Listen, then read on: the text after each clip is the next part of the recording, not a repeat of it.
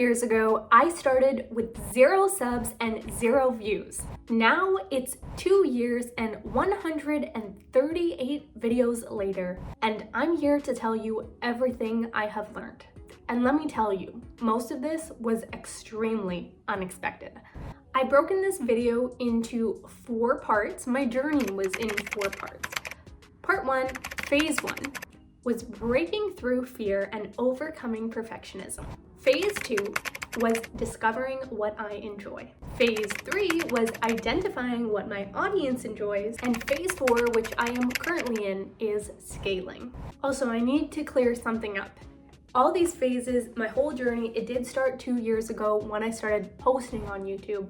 But before phase 1, before I started posting, I actually wanted to start my YouTube journey years before that. And in fact, I really made a big decision 1 year before I started posting on YouTube, so 3 years ago, to randomly buy a $1,000 vlog camera and vlog setup, which I never used and to this day don't use. And I also bought my $1,300 MacBook, which I do use every single day, but I bought it for editing and I used it for editing for a couple months and then I outsourced to an editor. And that was all bought and then not used for a full year until I got the courage to actually post on YouTube. Anyways, phase 1. When I actually started posting on YouTube, breaking through fear and overcoming perfectionism. I hate to break it to you, but your videos will be bad at the start. They will be bad. They won't be good. They literally will not be good. If you have never posted a video before, ever on YouTube or any platform, you don't have a ton of experience, you just have this dream, or maybe you have some experience, but you're growing, your videos will be bad. They will. And if you do not look back at your videos after 2 years and feel like you have grown, like there are things that you could tweak and edit and make that video better, then that's a bad sign because it means you are not growing. And I know most of you have heard this before, but I just have to reiterate it because it is so true. When I first started posting videos on YouTube 2 years ago, they were so incredibly bad. And it took me so much courage to post a video on YouTube for more obvious reasons. I was worried about what other people would think. I was worried about people from my high school watching my videos and judging me for it. But really, just clicking upload on that first video was huge for me. Realizing that, hey, no one's even watching my videos in the first place gave me some feelings of, okay, I can do this, I can continue to post. And slowly but surely, I was able to break through my fear. But the only way I was able to do this, the only way I was able to break through fear was through actually posting a video and knowing it's not perfect. It is definitely not perfect, but posting it. And after I did that, I would say 10 to 20 times, honestly, the first 20 videos, then I started really overcoming my fear and overcoming perfectionism. And the perfectionism, trust me, was not overcome within the first 1 to 5 videos. I was still spending a lot of time trying to make my videos sound good, look good, refilming, re-editing, putting so many hours. And what led me to really feel okay, I don't need to be a perfectionist is around the 20 video mark where I realized no one is watching my videos. I'm getting 40 views, half of them from me and half of them from my mom, So it doesn't really equate. The value doesn't equate. If I'm spending 2 full days, a good 40 hours on my video, filming, making it perfect, making everything look so good in the editing process. If I just didn't edit it so perfectly, I could save myself 20 hours and really it would have no impact on the amount of people that were watching it. So actually posting really helped me to learn that.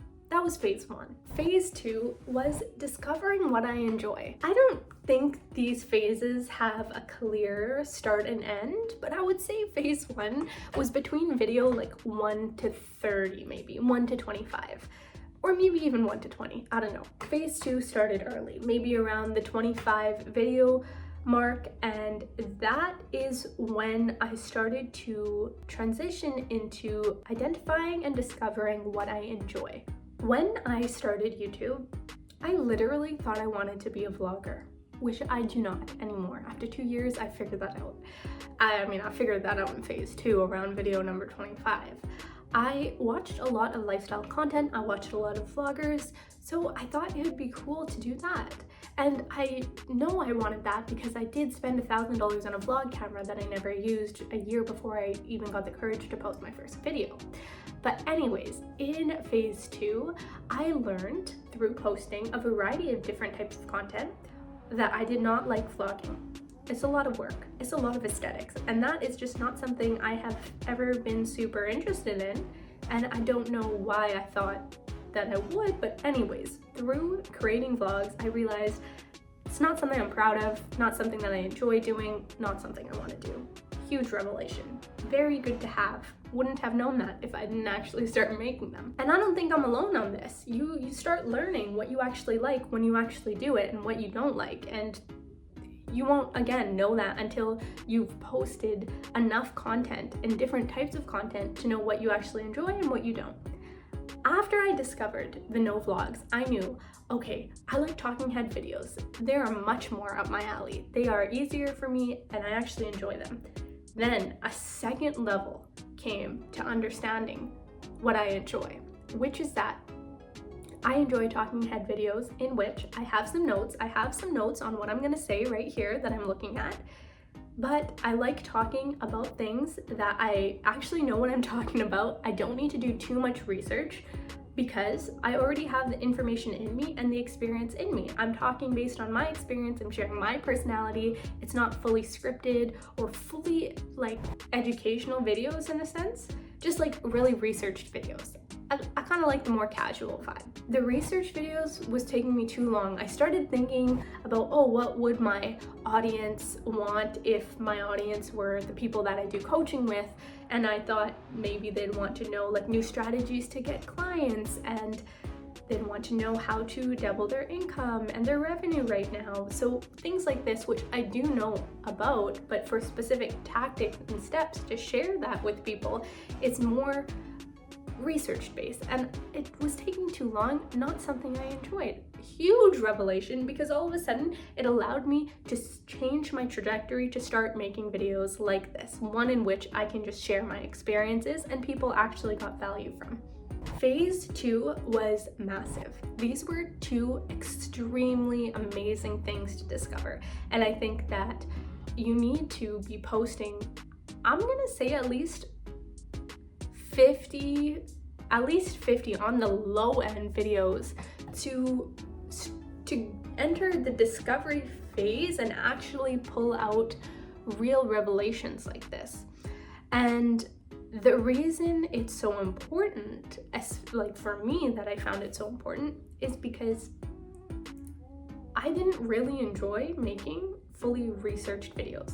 So the vlog revelation, that was pretty major for me, but I knew right away, okay, I'm not gonna make vlogs. But being able to identify that the really researched niche topics that I was talking about were not fulfilling me when I was creating them, and I like creating more free-flowing videos, was huge, because now I thoroughly enjoy filming, sitting down and talking to the camera, whereas before there was a little bit of resistance to doing that. Even if, I enjoyed it, I like it better than going to a job and doing other things, but I didn't fully 100,000% love it. Like, I am flowing right now, I'm loving this.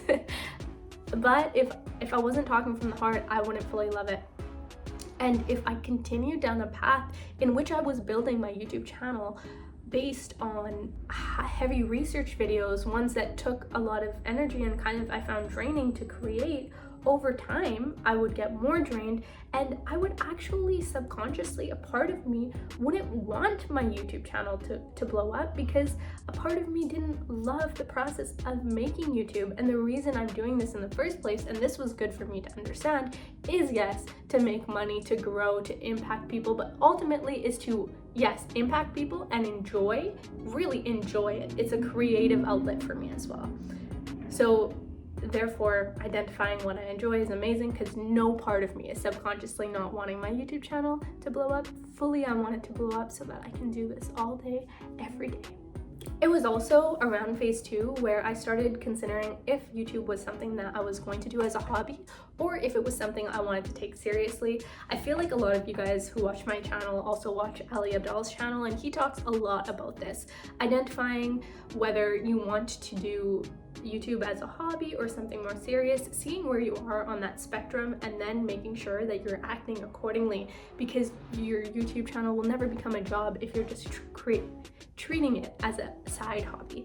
So in phase 2, I identified this is what I want to do. I want to go full in. I really enjoy this, and so I started taking it seriously. I started posting consistently. I identified days, Mondays and Wednesdays, and I started growing a community, which led me to phase 3. Funnily enough, my audience, well, there's a mix of you guys, but a lot of you watching this are small YouTube channels or aspiring YouTubers yourself, and you found me as an aspiring small channel as well, and I guess you identified with it and you're drawn to me.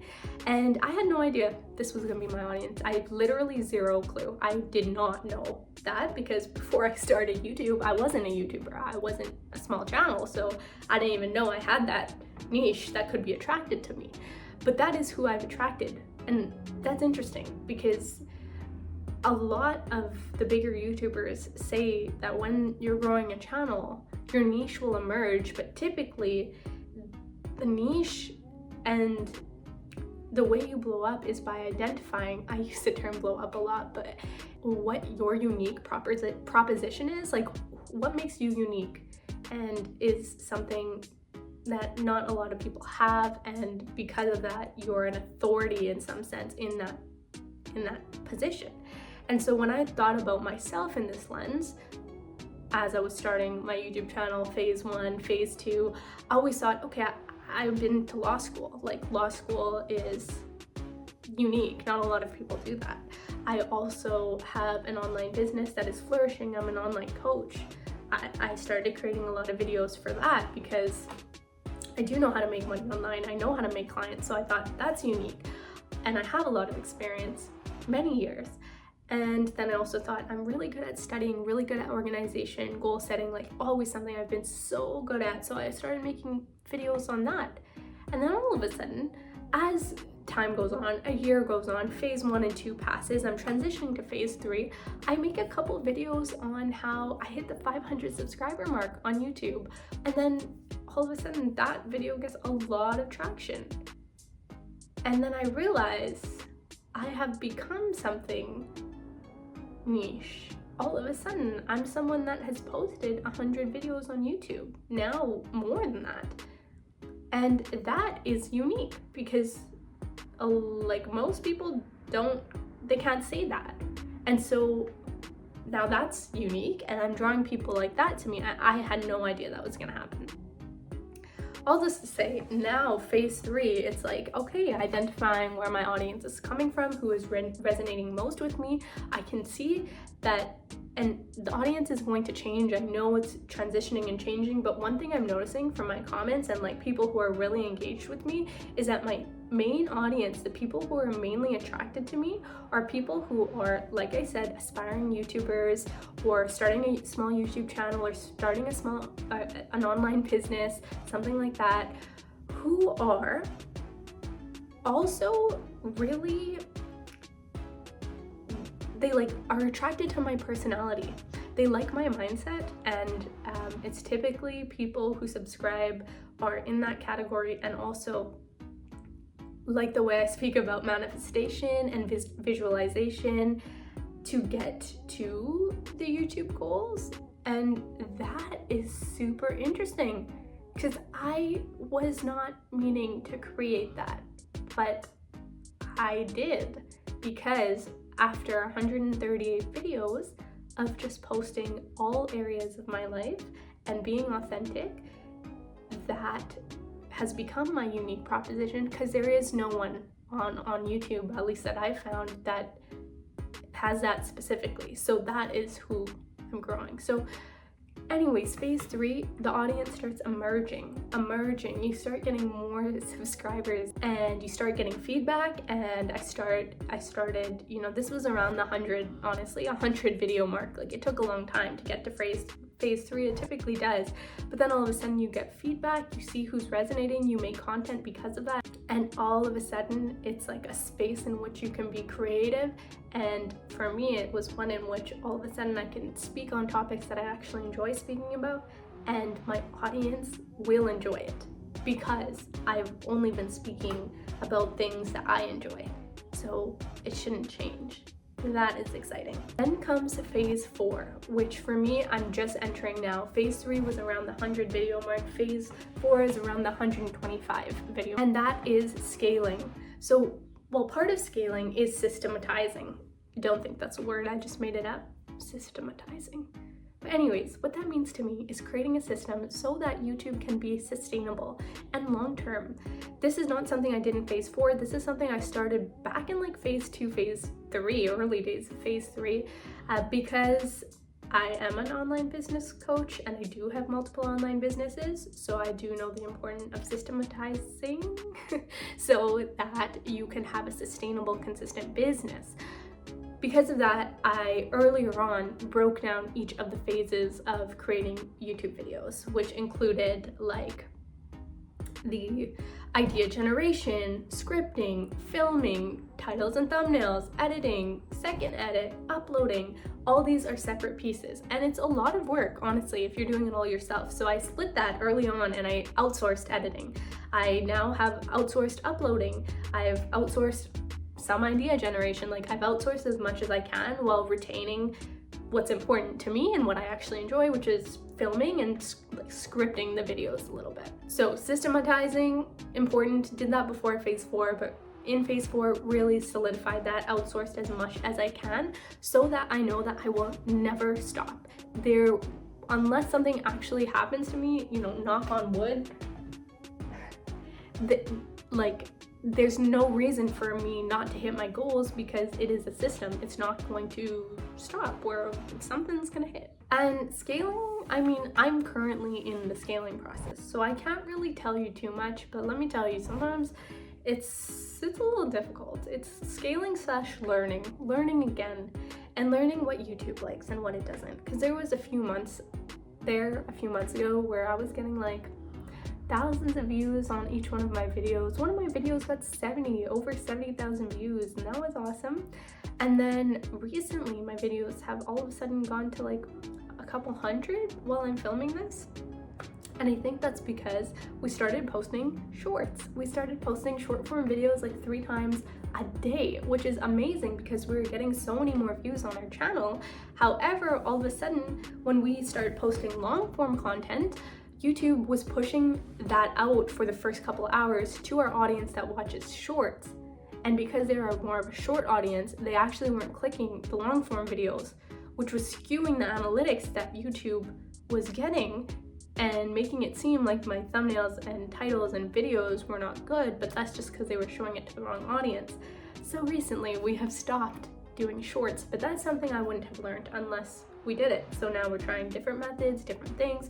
We're about to embark, as I'm filming this, on a 21-day challenge where I'm gonna be posting videos every single day for 21 days, and that is gonna teach a lot as well.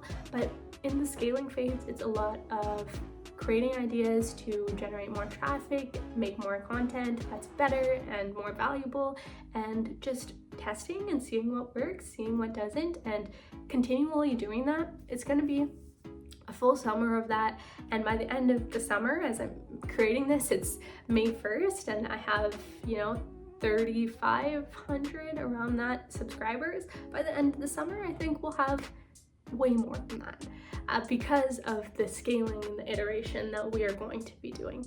So yeah, that is my journey. That is what I have gone through the past 2 years and the things that I have learned.